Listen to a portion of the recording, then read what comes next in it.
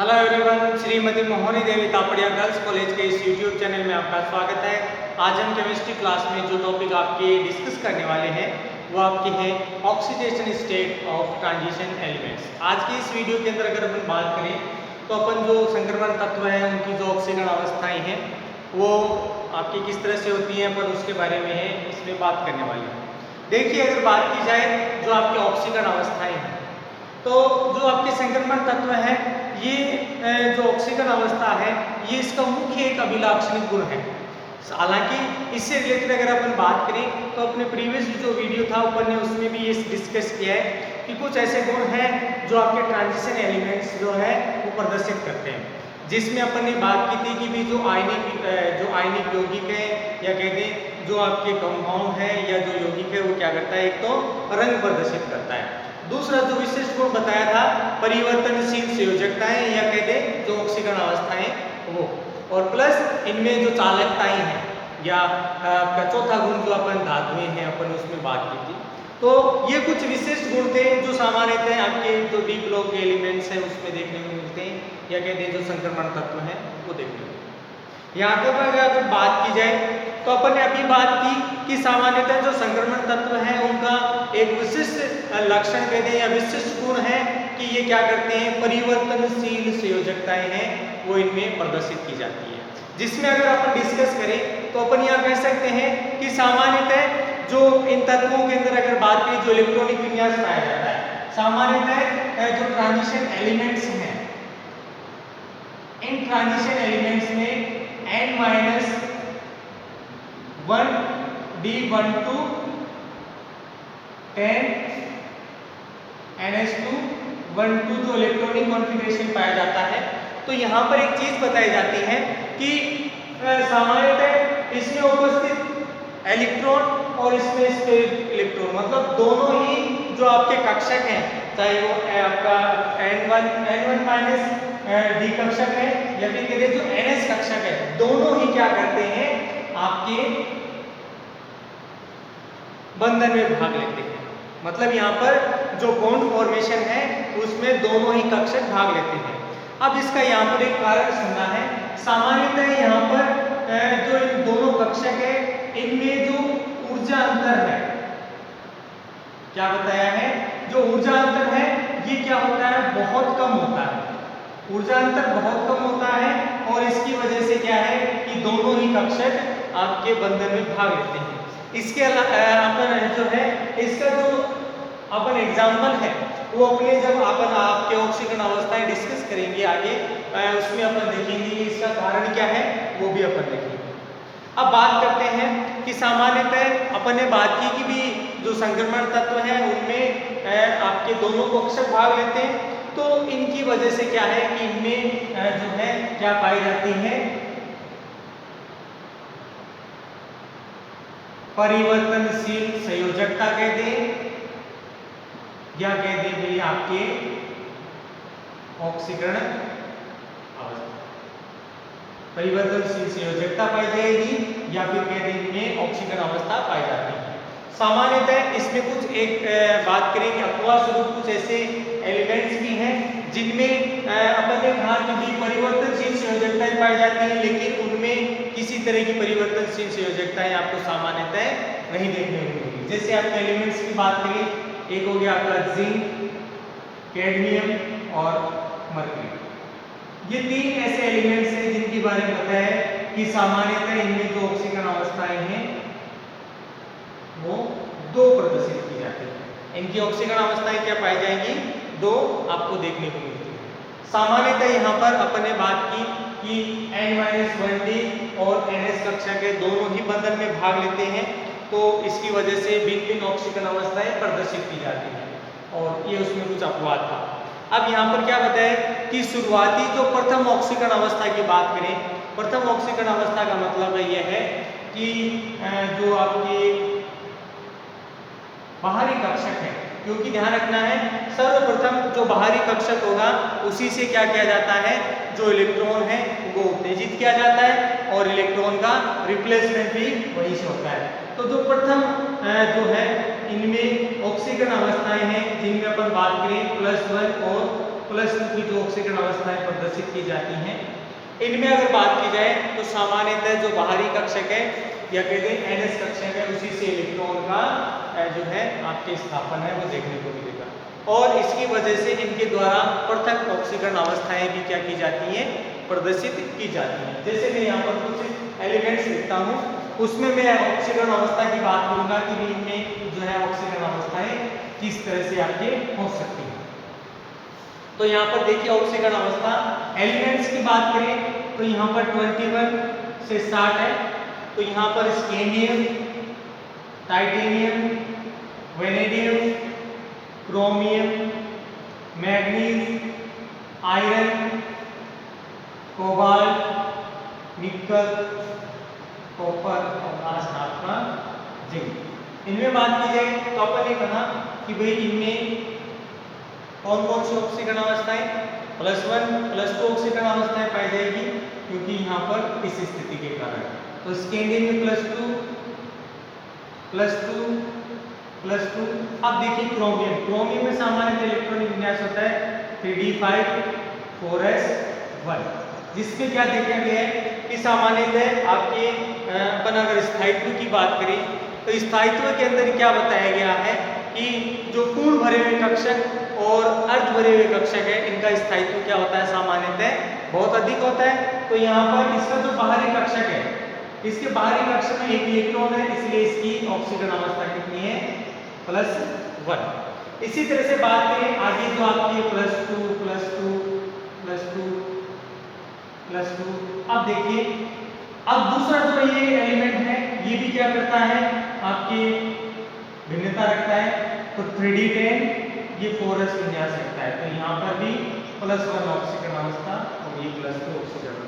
तो यहाँ पर अपन क्या कहेंगे कि सामान्यतः जो प्रथम ऑक्सीकरण अवस्थाएं हैं, जिन्हें अपने निम्नतम ऑक्सीकरण अवस्था भी बोल सकते हैं, उनमें +2 ऑक्सीकरण अवस्था प्रदर्शित की जाती है। अब देखिए अपन ने बात की कि सामान्यतः जो डी ब्लॉक एलिमेंट्स हैं उनका इलेक्ट्रॉनिक कॉन्फ़िगरेशन है क्या पाया जाता है, n-1 d 1 to 10 ns 1 2।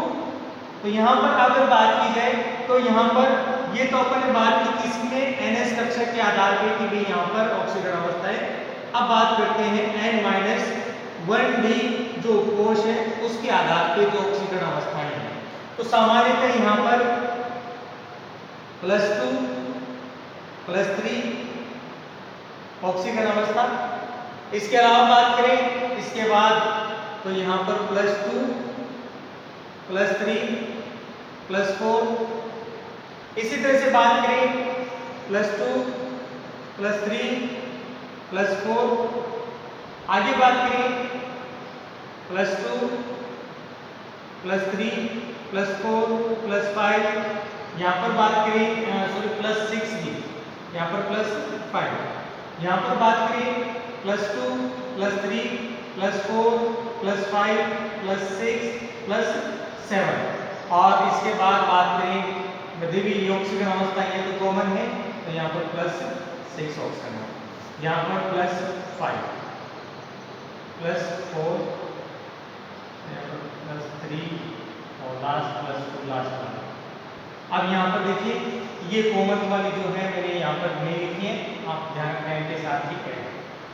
अब देखिए सुनना है यहाँ पर जो चीज़ बताई गई है कि सामान्यतः जो ऑक्सीकरण अवस्थाएं हैं, अगर अपन बात करें जो उच्चतम ऑक्सीकरण अवस्थाएं हैं, तो उच्चतम ऑक्सीकरण अवस्थाएं आपकी मध्य में सबसे ज़्यादा देखने को मिलती है। मतलब यहाँ पर +6 से +7 तक की जो ऑक्सीकरण अवस्थाएं हैं वो आपके LES ब्लॉक एलिमेंट्स के द्वारा प्रदर्शित की जाती है। यहाँ पर ध्यान रखना है दोनों ही ऑक्सीकरण अवस्थाएं शामिल किए, NS कक्षक और n-1 d कक्षक, दोनों को शामिल करके मैंने +7 तक की ऑक्सीकरण अवस्थाएं प्रदर्शित की जाती है। मतलब उच्चतम ऑक्सीकरण अवस्था NS कक्षक और n-1 d कक्षक है उसके आधार पर बताई जाती है। अब यहाँ पर एक चीज सुनिए साथ में क्या बताया गया है कि अगर अपन बात करें कि जो आवर्त है कौन सा, ये जिसे इसके लिए लिखे तो 3D आवर्त। 3D आवर्त के लिए क्या बताया गया है कि इसमें जो है आपके एलिमेंट्स जो ये है, इन एलिमेंट्स के अंदर जो शुरुआती अपन बात करें तो शुरुआत में ऑक्सीकरण अवस्थाएं आपकी क्या होती है, बढ़ती हैं, ऑक्सीकरण अवस्थाएं बढ़ रही है। मध्य में जो ऑक्सीकरण अवस्था है वो अधिकतम होती है, जैसे +5 +6 +7 अधिकतम होगी।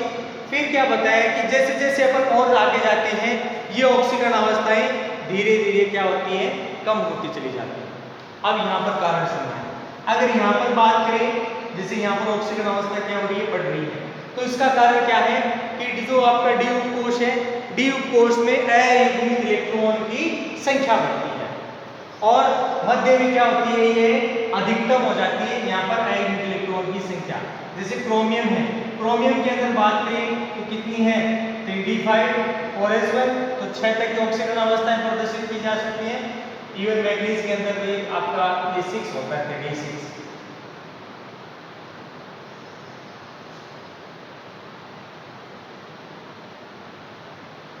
तो यहाँ पर आपको क्या देखने को मिलेगी, मैक्सिमम होगी।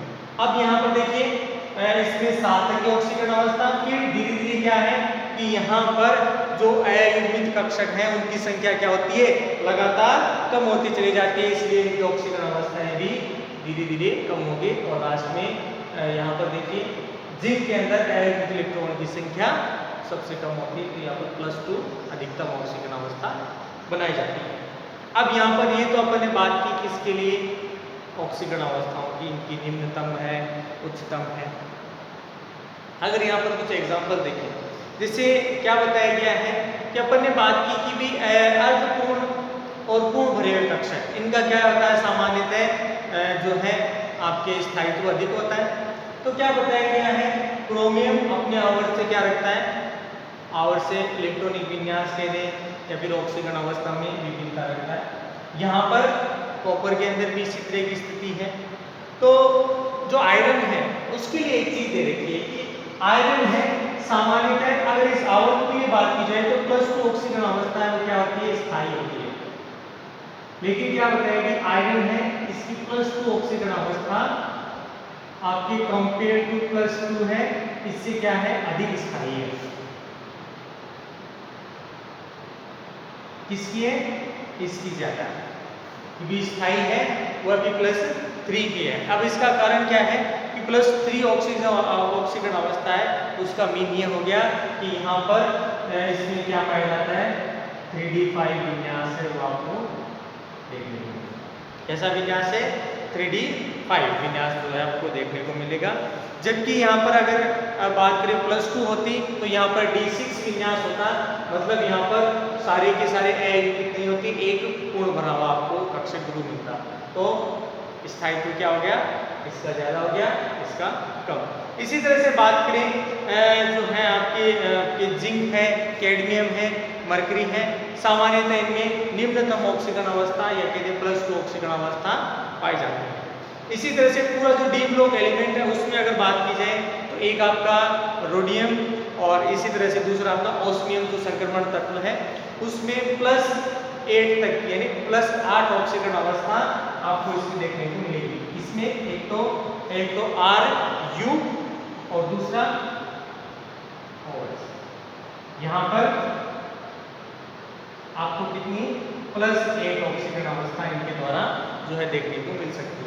सामान्यतः संक्रमण तत्वों की बात करें तो इनमें जो है अगर जो अपन बात करें जो शुरुआती जो ऑक्सीकरण अवस्थाएं हैं जो ये वाली है यानी जिनको अपन निम्नतम ऑक्सीकरण अवस्था बोल रहे थे, इसकी वजह से क्या होगा, सामान्यतः यहाँ पर जो आयनिक गुण है, आयनिक गुण वाले यौगिकों का निर्माण किया जाता है, ठीक है। और जो मैक्सिमम ऑक्सीकरण अवस्था है जैसे +6 है, +7 है, इनके द्वारा उपसहसंयोजक कहते हैं या फिर सहसंयोजक कहते हैं, गुण वाले क्या है यौगिक बनाए जाते हैं, इनके इस तरह से क्या है गुण बनाए जाते हैं। यहाँ पर अपन इसमें ये चीज कह सकते हैं कि सामान्यतः जो आपके आयनिक गुण है ये आपके विक्रमानुपाती होते हैं आपके ऑक्सीडेशन स्टेट के, ऑक्सीकरण अवस्था के। और इसी तरह से बात करें आपके जो सहसंयोजक है, सहसंयोजक गुण है आपके समानुपाती है ऑक्सीडेशन स्टेट के। जैसे जैसे ऑक्सीकरण अवस्थाएं बढ़ेगी मतलब ऑक्सीकरण संख्या ज्यादा होगी, उनमें आपको सहसंयोजक गुण है वो आपको देखने को मिलता है। अब यहाँ पर कुछ आपको इसके रिलेटेड और गुण सुने। सामान्यतः क्या बताया गया है कि आपके जो उच्चतम ऑक्सीकरण अवस्था वाले यौगिक हैं उनके अपन बात करें ऑक्साइड कह दें, उनके क्लोराइड कह दें, जैसे ये वाले, ठीक है, इन्हीं के लिए अपन बात करेंगे। आयरन है, ठीक है, इनमें सामान्यतः उच्चतम ऑक्सीकरण अवस्था पाई जाती है।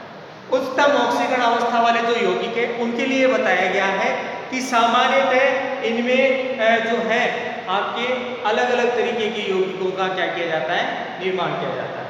इसका मीनिंग है कि +1 और +2 सामान्यतः जो ऑक्सीकरण अवस्था वाले जो यौगिक हैं इनके जो यौगिक आपके ऑक्साइड और फ्लोराइड जो बढ़ाए जाएंगे सामान्यतः कैसे होंगे, क्षारीय प्रकृति के होंगे।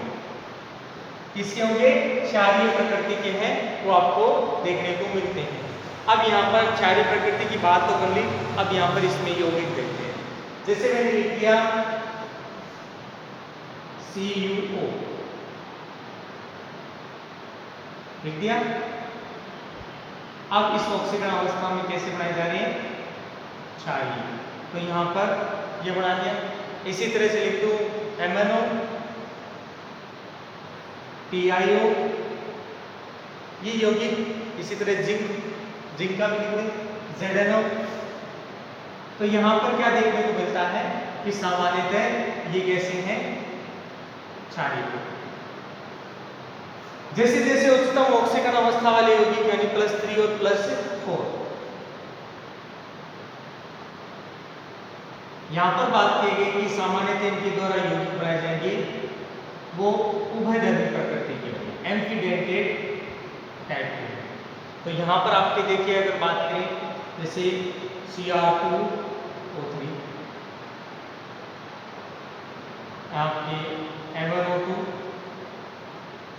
Mn2O3, ये जो यौगिक हैं इन यौगिकों में क्या देखने को मिलता है कि सामान्यतः ये किस तरह के यौगिक हैं, +2 +3, और ये उभयधर्मी प्रकृति के जो यौगिक है पढ़ाए जाते हैं। अब बात करते हैं उच्चतम ऑक्सीकरण अवस्था वाले यौगिक जिनमें अम्लीय प्रकृति है, वो देखने को मिलती है। अब यहाँ पर बात करें इनके द्वारा कैसे बनाए जाएंगे, अम्लीय यौगिक है वो बनाए जाते हैं। जैसे यहाँ पर अपन डिस्कस करें MnO3, तो यहाँ पर क्या है, सामान्यतः उत्तम ऑक्सीकरण अवस्था देखते हैं। Cr2O7, यहाँ पर भी उच्चतम ऑक्सीकरण अवस्था देखने को मिलेगी। इसी तरह से Mn2O7, तो यहाँ पर भी उच्चतम ऑक्सीकरण अवस्था उनके द्वारा बनाई जाती है। इसके अलावा क्या बताया गया है कि सामान्यतः इनमें कुछ ऐसे यौगिक भी हैं जिनमें ऑक्सीकरण अवस्थाएं क्या है, शून्य ऑक्सीकरण अवस्था में आपका यौगिक उपस्थित होगा। कैसा होगा, शून्य ऑक्सीकरण अवस्था में उपस्थित होगा।